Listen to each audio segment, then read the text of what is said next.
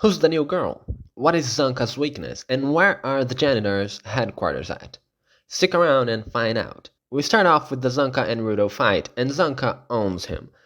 And the way he speaks about Rudo being a genius while he is just an ordinary guy tells me that he might be regular powered as a giver, but he is a very dedicated one.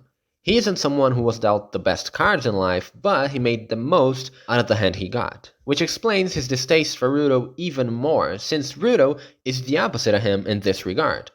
These little details add a lot to the character development of these guys and make it so easy to understand who they are and why they act in the way they do without having to resort to exposition, and it is great. And Zanka's dedication shows. He spins and throws his jinky around easily. He uses this large stick as if it was a small pencil in his hands. The weight, the size of it, they don't bother him at all. And it almost looks like an extension of his body. It's mesmerizing to watch what he does with it. His moves are smooth and accurate, and his composure during the fight is outstanding. Not only that, but he avoids Rudo's attacks easily, and it is clear that his fighting skills are way above the average, even for janitors. And after that display of abilities, he gets dirty with some shit. And if you don't want to end up like Zanka, please subscribe to the channel. I'm on the way to 100 subscribers, and it would be awesome if you could help us. It's been amazing to talk to you all in the comments, and if you want to be a part of this, subscribe and leave a comment down below. I reply to everything.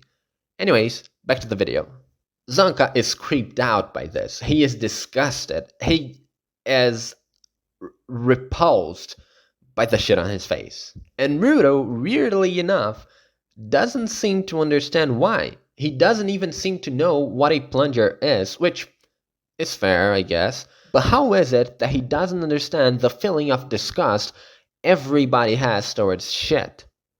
Well, almost everybody, but that's off topic. Is the poor part of the sky so fucked up that shit is just something people are not disgusted by? This really makes me think that city is even worse than what I thought. But Engine gladly shows up to stop the shit show, and they get in the car where we see Engine praising Zanka's abilities, and he specifically talks about how Zanka is the best at handling Jinky, and he says handling.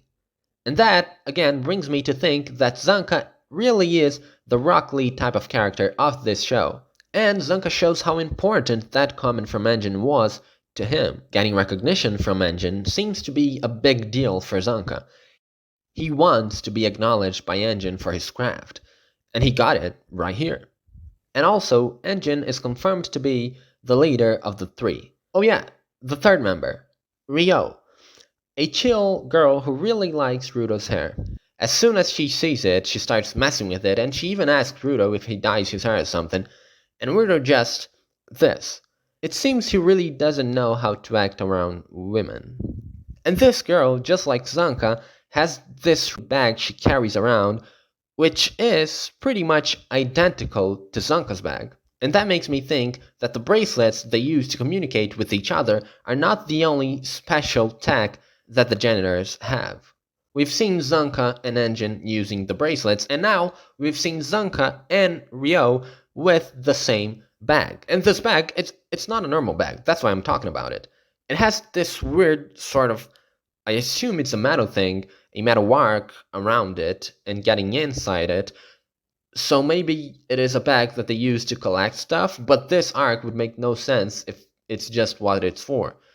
So I assume the bag also has some sort of maybe filter that they use when they use their masks or something like that. But since Rudo was able to use a mask and it didn't need the specific arc of metal, maybe the arc has some other function. And I'm curious to see what it is. If you have any opinions about it, please leave it down in the comments below, because I'm really out of ideas here. But as a last resort, I would say that they are probably for healing or defensive purposes. They have their Jinky as their weapon to defeat the monsters. They have their masks that they need to protect themselves from the outside air. But as far as we've seen, they don't have any healing equipment or any defensive equipment. They rely on their evasiveness, and those who have Jinky that allow them to defend themselves use that as well, but they don't have a shield or something to avoid getting hit by the monsters. And of course, as a third option here, just as a little third option, I guess it could also be a hiding device that turns them unaudible.